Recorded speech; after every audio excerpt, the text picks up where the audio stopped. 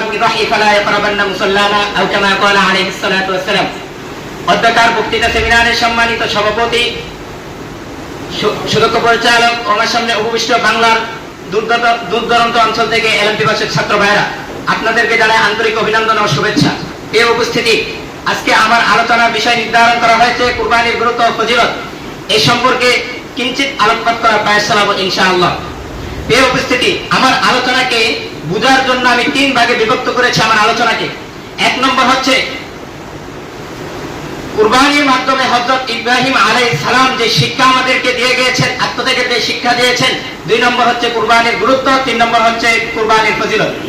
এই উপস্থিতি, আমাদের মাঝে যখন কুরবানির আলোচনা শুরু হয়, আমাদের মাঝে যখন কুরবানির দিন ফিরে আসে, তখন আমাদের মাঝে আমাদের কানে করুণ সুরে বাজতে থাকে হযরত ইব্রাহিম আলাইহিস সালাম এবং হযরত ইসমাঈল আলাইহিস সালামের আপন প্রতিপালকের জন্য আত্মত্যাগের ঐতিহাসিক সেই ঘটনা, যেখান থেকে হযরত উম্মতে মুহাম্মাদের জন্য কুরবানির সূচনা শুরু হয়েছে। হযরত ইব্রাহিম আলাইহিস সালাম কুরবানির মাধ্যমে আমাদেরকে শিক্ষা দিয়ে গেছেন আত্মত্যাগ, আপন প্রতিপালকের জন্য কিভাবে নিজেকে উৎসর্গ করতে হয়, কিভাবে আত্মত্যাগ করতে হয়। অথচ আফসোস হচ্ছে আমাদের মাঝে কুরবানি আছে, কুরবানি সেই আলোচনাও আছে, কিন্তু হযরত ইব্রাহিম আলাইহিস সালামের আত্মত্যাগের সেই শিক্ষাটা কোথায়? হযরত ইব্রাহিম আলাইহিস সালামের তাকওয়াপূর্ণ সেই শিক্ষাটা কোথায়? বর্তমানে আমাদের অবস্থা পর্যবেক্ষণ করলে দেখা যায় আমাদের কুরবানি তাকওয়া তো দূরের কথা, লোক দেখানো ছাড়া কিচ্ছু নয়। আমাদের কুরবানিটা তাকওয়া তো দূরের কথা, লোক দেখানো ছাড়া কিছু নয়। যখন এই কুরবানির পশু কিনা শুরু হয়, তখন থেকে সেলফির প্রতিযোগিতা শুরু হয়ে যায়। আমারটা দেখো, একজনে বলে আমারটা দেখো, আমারটা কত বড়, তোমারটা দেখো, তোমারটা কিরকম, আমি জিতেছি, তুমি ঠকেছো। এভাবে কুরবানিকে উপেক্ষা করে বিভিন্ন প্রতিযোগিতা শুরু হয়ে যায়। অথচ আল্লাহ পাক রব্বুল আলামিন বলতেছেন, লা ইয়ানালুল্লাহা লুহুমুহা ওয়ালা দিমাউহা ওয়ালাকিন ইয়ানালুহুত তাকওয়া মিনকুম কাযালিকা সাখরা লাকুম লিতুকাব্বিরুল্লাহা আলা মা হাদাকুম ওয়া বাশশিরিল মুহসিনিন। কুরবানির কোন গোশত মাংস আল্লাহর কাছে পৌঁছায় না, পৌঁছায় তাকওয়া। আর আমাদের মাঝে শুরু হয়ে যায় কারটা কত সুন্দর, কে জিতেছে কে হেরেছে, এটা শুরু হয়ে যায়। তো এখানে বোঝা যায় হযরত ইব্রাহিম আলাইহিস সালামের কোন তাকওয়া আমাদের শিক্ষা হয় নাই। হযরত ইব্রাহিম আলাইহিস সালামের সেই তাকওয়াপূর্ণ যে শিক্ষা আমাদেরকে শিখিয়ে গিয়েছেন, শিক্ষা আমাদের মাঝে নাই, আমাদের কাছ থেকে বিলকুল সরে গিয়েছে সেই শিক্ষা। আমরা যদি কুরবানি করি, 1000 বছর কুরবানি করি, শত শত কুরবানি করি, আমাদের মাঝে যদি তাকওয়া না থাকে, সেই কুরবানি কোশ্চেন কারও কবুল হবে না। প্রিয় উপস্থিতি, এখন আমাদের আলোচনা করার দরকার যে কুরবানির গুরুত্ব এবং ফজিলত কি।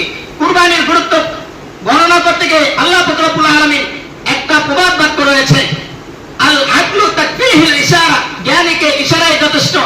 সেজন্য আল্লাহ পাক রব্বুল আলামিনের পালনকর্তার শুধু একটি আয়াতই যথেষ্ট কুরবানির গুরুত্ব বোঝানোর জন্য, একটি আয়াতের জন্য। সেটা আল্লাহ পাক রব্বুল আলামিন কুরআনুল কারীমে বলেন, ফাসাল্লি লিরাব্বিকা ওয়ানহার, আপনি আপনার প্রতিপালকের নামে কুরবানি করুন। একটি আয়াত দিয়ে যথেষ্ট, আর কিচ্ছু লাগে না। অথচ রাসূল কারীম সাল্লাল্লাহু আলাইহি ওয়াসাল্লাম এই কুরবানির গুরুত্ব বোঝাতে গিয়ে আবার বলেছেন, মান কানা লাহু সাআতান ওয়া লাম ইদাহি ফালা ইয়াকরাবান্না মুসাল্লানা, যার ব্যক্তির সামর্থ্য থাকার সত্ত্বেও যে ব্যক্তি কুরবানি করবে না, সে যেন কিছুতেই আমাদের ঈদগাহে না আসে। এত কঠিন কথা বলেছেন। এখন আমাদের মাঝে দেখা যায় অনেকের সামর্থ্য রয়েছে, সামর্থ্য থাকা সত্ত্বেও আমরা নিজেদেরকে উপস্থাপনা করি, এখনো তো বিয়ে শাদী করি নাই, এখনো তো ছেলে সন্তানকে বিয়ে দেই নাই, কিভাবে কুরবানি করি? আগে ছেলে সন্তানকে বিয়ে শাদী দেই, তারপরেই না কুরবানি করব। এত তাড়াতাড়ি কিসের কুরবানি করব? না না, আল্লাহ পাক রব্বুল আলামিন বলতেছেন, ফাসাল্লি লিরাব্বিকা ওয়ানহার, তোমরা কুরবানি করো। আর রাসূল কারীম সাল্লাল্লাহু আলাইহি ওয়াসাল্লাম বলেছেন, মান কানা লাহু সাআতান ওয়া লাম ইদাহি ফালা ইয়াকরাবান্না মুসাল্লানা, কুরবানি করতে বলেছেন আর আমরা অজুহাত দেখাচ্ছি, সেটা হবে না কোনো। সেজন্য কুরবানির গুরুত্ব বুঝতে হলে শুধু একটি আয়াত দ্বারা আমাদের বুঝতে, আর কোনো কথা বলার দরকার নাই, একটা দ্বারা বোঝা যায়। কারণ আল আকলু তাকফিহিল ইশারা, ইশারা দ্বারা বোঝা হয়ে যায়, একটি আয়াত দ্বারা পরিপূর্ণ হয়ে যায় কিভাবে কতটা গুরুত্ব কুরবানির প্রতি রয়েছে। এজন্য আমরা চেষ্টা করব যখনই আমাদের উপর কুরবানি খরচ হবে, সাথে সাথে আমরা কুরবানি করব। প্রিয় উপস্থিতি, এই পর্যায়ে আমি আপনাদের সামনে কুরবানির ফজিলত সম্পর্কে কিছু আলোচনা করব। রাসূল কারীম সাল্লাল্লাহু আলাইহি ওয়াসাল্লামকে সাহাবায়ে-কেরাম জিজ্ঞাসা করতেছেন, মা হাদিল আদহা ইয়া রাসূলুল্লাহ, হে আল্লাহর রাসূল, কুরবানির তাৎপর্য কি? রাসূল কারীম সাল্লাল্লাহু আলাইহি ওয়াসাল্লাম বলতেছেন, লিকুল্লি শা'রাতিন হাসানা, বিকুল্লি শা'রাতিন হাসানা, প্রত্যেকটি লিমের বিনিময়ে একটি নেকি রয়েছে। রাসূল করিম সাল্লাল্লাহু আলাইহি ওয়াসাল্লামকে সাহাবায়ে কেরাম আবার জিজ্ঞাসা করতেছেন, ফাসুফু ইয়া রাসূলুল্লাহ, ভেড়া এবং ছাগলের পশমের বিনিময় কি? রাসূল করিম সাল্লাল্লাহু আলাইহি ওয়াসাল্লাম তাদের প্রশ্নের উত্তর দিতেছেন, ক্বালা বিকুল্লি শারাতিন হাসানা মিন আস-সুফি হাসানা। রুমের কুরবানির ছাগল এবং দুম্বার বিনিময় একই হুকুম।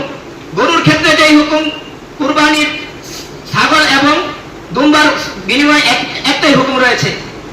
রাসূল করিম সাল্লাল্লাহু আলাইহি ওয়াসাল্লাম অন্য এক হাদিসে কুরবানির গুরুত্ব ফজিলত বর্ণনা করতে গিয়ে বলতেছেন, রাসূল করিম সাল্লাল্লাহু আলাইহি ওয়াসাল্লাম কুরবানির গুরুত্ব আরো বুঝাতে গিয়ে রাসূলুল্লাহ করিম সাল্লাল্লাহু আলাইহি ওয়াসাল্লাম বলেছেন, কুরবানির দিন আদমের ব্যথা, যে কুরবানি করে, যে আমল করে, সবচেয়ে গুরুত্বপূর্ণ আমল হচ্ছে, সবচেয়ে পছন্দনীয় আমল হচ্ছে কুরবানি। এর চেয়ে কোনো গুরুত্বপূর্ণ, এর চেয়ে কোনো উত্তম আমল আর কিছু হতে পারে না। এজন্য আমরা যখনই চেষ্টা করব, আমাদের উপর যখনই কুরবানি হবে, কুরবানি ফরজ হবে, তখনই আমরা চেষ্টা করব আমরা কুরবানি দেওয়ার জন্য।